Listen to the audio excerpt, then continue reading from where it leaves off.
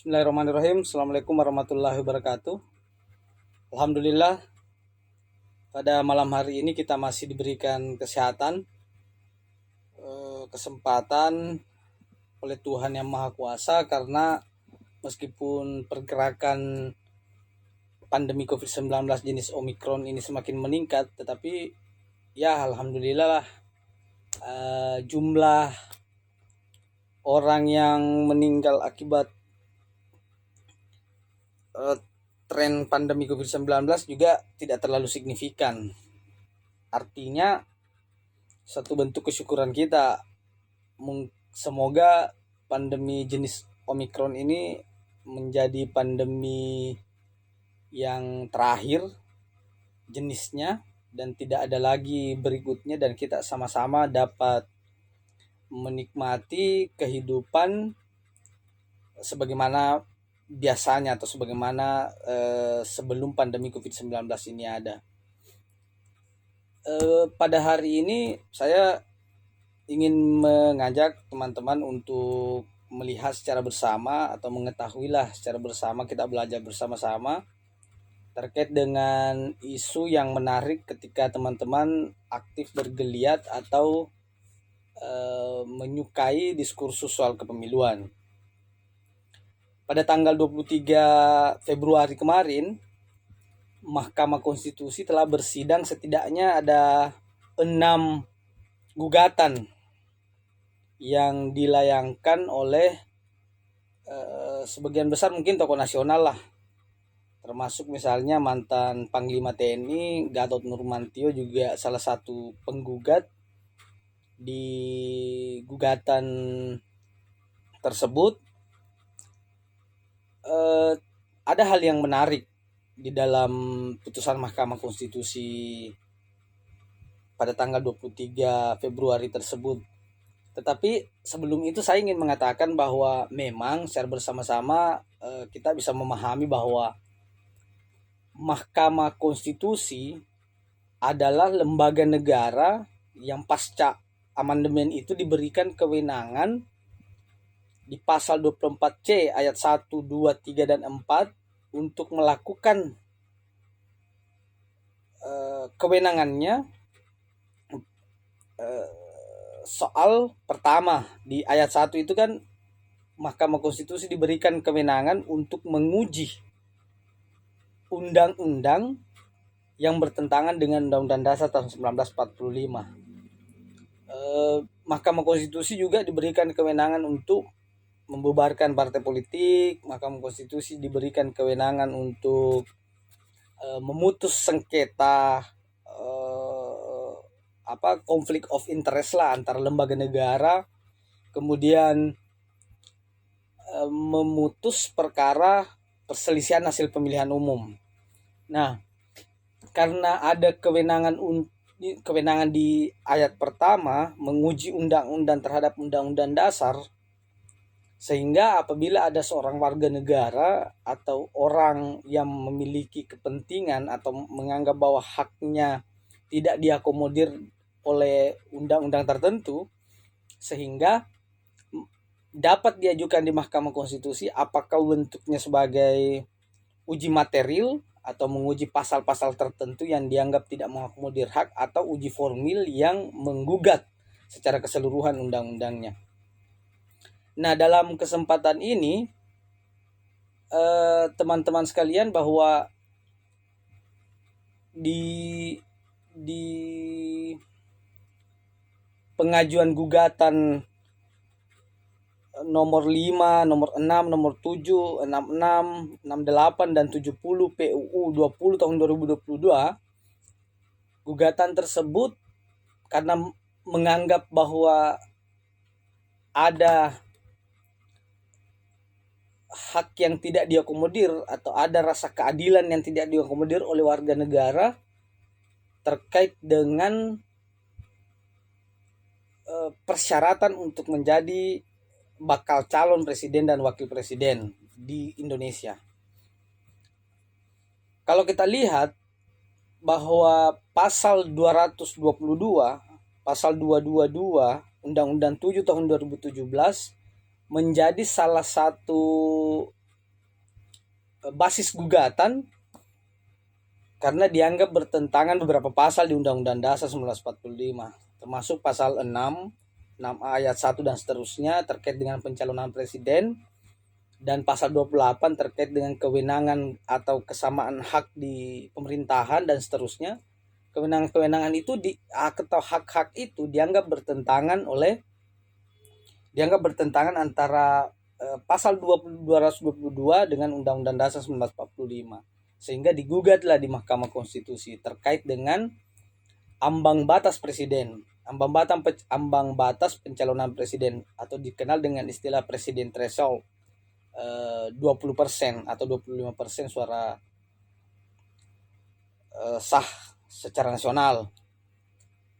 Pasal 222 ini memang telah kerap kali di dalam momentum pemilihan itu selalu diajukan gugatan. Di 2020 misalnya kita lihat di gugatan nomor 74 PUU 18 tahun 2020 yang digugat oleh Rizal Ramli, meskipun sebenarnya dalil tidak diterimanya gugatan adalah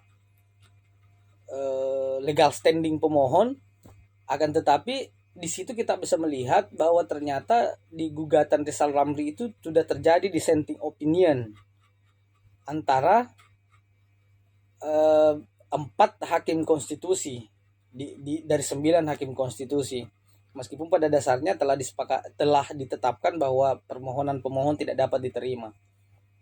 Yang memberikan perbedaan pendapat itu diantaranya adalah Hakim Suhartoyo, Saldi Isra, siapa lagi, Manahan Sitompul kalau nggak salah, kemudian Eni Nurbaningsih. Keempat hakim konstitusi itu memberikan pendapat yang berbeda terkait dengan kedudukan atau legal standing pemohon. Itu teman-teman bisa membaca di pasal di gugatan 74 PUU 8 tahun 2020. Nah, begitupun beberapa kali sampai di dalam gugatan itu disebutkan juga sekitar 40 kali gugatan yang oleh Mahkamah Konstitusi tidak diterima. Nah, karena keresahan itu kemudian diajukan lagi gugatan berikutnya. Muncullah 6 gugatan secara bersamaan masuk di Mahkamah Konstitusi di tahun 2022 ini. Salah satunya saya sebut tadi, Gatot Nurmantio yang menguji gugatan terkait dengan pengujian pasal 222 Undang-Undang 7 tahun 2017 Undang-Undang Pemilu dengan Undang-Undang Dasar 1945 dianggap bertentangan. Saya lihat bahwa substansinya sebenarnya lebih mengarah kepada soal keadilan. Keadilan bagi partai politik baru dengan keadilan bagi warga negara Indonesia yang terkait dengan kesamaan haknya di pemerintahan. Soal substansinya yang lebih mendalam mungkin teman-teman bisa membaca itu. Tetapi yang menarik juga adalah ketika Saldi Isra dan Suhartoyo memberikan Hakim Mahkamah Konstitusi Suhartoyo dan Saldi Isra memberikan pendapat yang berbeda, dissenting opinion. Banyak sebenarnya alasan-alasan kenapa kemudian presidensial threshold itu mesti dihapuskan menurut Hakim Mahkamah Konstitusi Saldi Isra dengan Suhartoyo ini. Termasuk misalnya soal kemungkinan ketika di dalam sistem presidensial tidak di dalam sistem pemerintahan presidensial itu diterapkan parliamentary threshold. Kenapa? Karena memungkinkan akan terjadi otoritarian kekuasaan presiden. Ketika misalnya di dalam tubuh legislatif mayoritas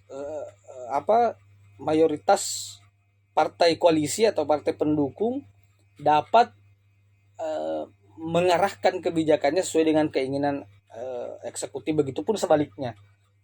dan dipandang oleh hakim konstitusi itu sebagai bentuk suatu kedilemaan, sehingga hakim MK itu menyebut istilah paradox of presidential power. Paradox of presidential power.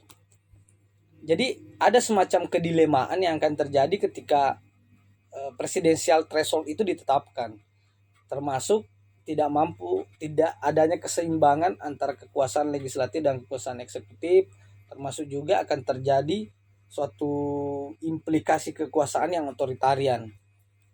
Tetapi itu soal perbedaan pendapat itu, dan dianggap kenapa kemudian hakim Mahkamah Konstitusi memutuskan untuk, alasan mendasarnya sebenarnya adalah open legal policy. Ketika Mahkamah Konstitusi mengatakan bahwa kewenangan untuk melakukan perubahan terhadap presidensial threshold 20% dan 25% suara sah nasional ini adalah kewenangan pembentuk undang-undang, yang artinya hal tersebut menegasikan bahwa Mahkamah Konstitusi tidak punya kewenangan untuk mengubah angka 20 dan 25% presidensial threshold itu. Sehingga putusan Mahkamah Konstitusi 5, 67, 66, 68, 70 PUU 20 tahun 2022 itu dinyatakan tidak dapat diterima, sehingga jelas bahwa sampai hari ini dalam hal pendaftaran pasangan calon tetap mengacu kepada hasil pemilihan legislatif di tahun 2019 yang oleh Hakim MK dinyatakan bahwa itu sudah tidak memiliki relevansi. Akan tetapi karena pertimbangan pembentukan undang-undang dan undang-undangnya menyatakan itu, akhirnya syarat untuk menjadi calon presiden dan wakil presiden adalah tetap harus memiliki paling sedikit 20% dari jumlah kursi di DPR atau memperoleh 25% dari suara sah nasional. Jadi partai politik yang baru atau partai politik yang telah mengikuti pemilu tetapi tidak memiliki 20% suara di DPR, jumlah kursi di DPR, maka dinyatakan tidak dapat mengusung calon presiden atau wakil presiden pada pemilihan serentak tahun 2024 yang akan datang. Jadi kesimpulannya itu. Jadi teman-teman, apabila ada pertanyaan yang berkaitan dengan presidensial threshold 20% kursi DPR dan 25% suara sah nasional, apakah masih berlaku atau tidak? Ya, tanggal 23 dan keputusan Mahkamah Konstitusi mengatakan tetap berlaku. Dan meskipun ada dissenting opinion, karena dissenting opinion Hakim MK itu adalah suatu hal yang suatu kewajaran melihat perspektif lain daripada keputusan Mahkamah Konstitusi. Akan tetapi karena perbedaan suara dari 9 hakim itu 50% lebih banyak yang mengatakan tidak dapat diterima, sehingga presidensial threshold masih tetap berlaku sampai pemilu tahun 2024.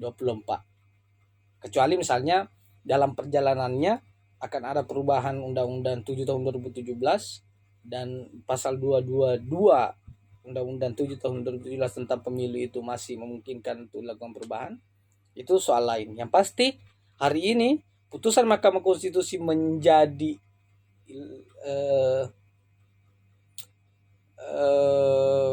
kekuatan hukum mengikat untuk menjamin bahwa pasal 222 Undang-Undang 7 tahun 2017 tetap dinyatakan berlaku. Sekian apa yang ingin saya sampaikan pada malam hari ini, semoga bermanfaat. Terima kasih. Assalamualaikum warahmatullahi wabarakatuh. Jangan lupa belajar, beribadah, dan berbakti kepada orang tua.